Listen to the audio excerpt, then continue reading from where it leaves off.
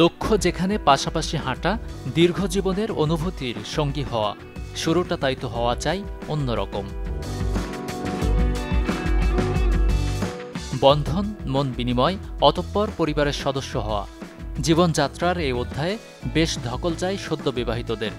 অনেকেই অনুমান করতে পারেন তার আগামীর পথটা মসৃণ নাকি হবে কাঁটাযুক্ত। দিনকে দিন কঠিন হচ্ছে সময়, বিচ্ছেদের তালিকাও হচ্ছে দীর্ঘ। আর তাই বিশেষজ্ঞরা পরামর্শ দিচ্ছেন বিবাহ পূর্ববর্তী কোনো গাইডলাইন কোর্স কিংবা পরামর্শ গ্রহণের।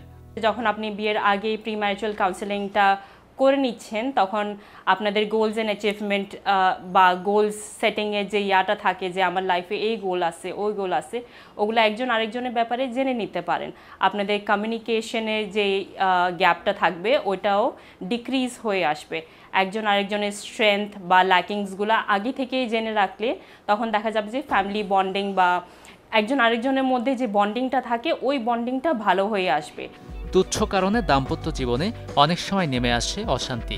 দাম্পত্য কলহ কখনো কখনো প্রভাব ফেলে সন্তানের মনোজগতে বেড়ে ওঠায়।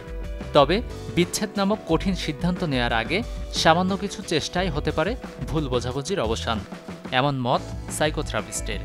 প্রি ম্যারিটাল কাউন্সেলিংটা যদি না করাই থাকে, যা হয় যে ধরেন কোনোভাবে আপনারা অ্যাডজাস্ট করে ফ্যামিলির দিকে তাকাও বা নিজের দিকে তাকাও আপনারা যদি থেকে যান, এই রিলেশনশিপে কন্টিনিউ করে যান, দেখা যাবে যে আপনাদের মধ্যে ঝগড়াটা বেশি হচ্ছে। চাইল্ড ট্রমার কেসে আপনার বাচ্চা ভুগবে, কারণ বাচ্চা না মাকে বলতে পারবে না বাবাকে বলতে পারবে। দেখা যায় যে ওরা বাবা মা ঝগড়া করতেছে, বাচ্চাটা এসে কারো কাছে কিছু শেয়ার করতে পারতেছে না। তখন দেখা যাবে যে বাচ্চার যে ফ্যামিলি বন্ডিং, বাচ্চাদের মা বাবার সাথে বন্ডিংটা, ওই বন্ডিংটা থাকবে না।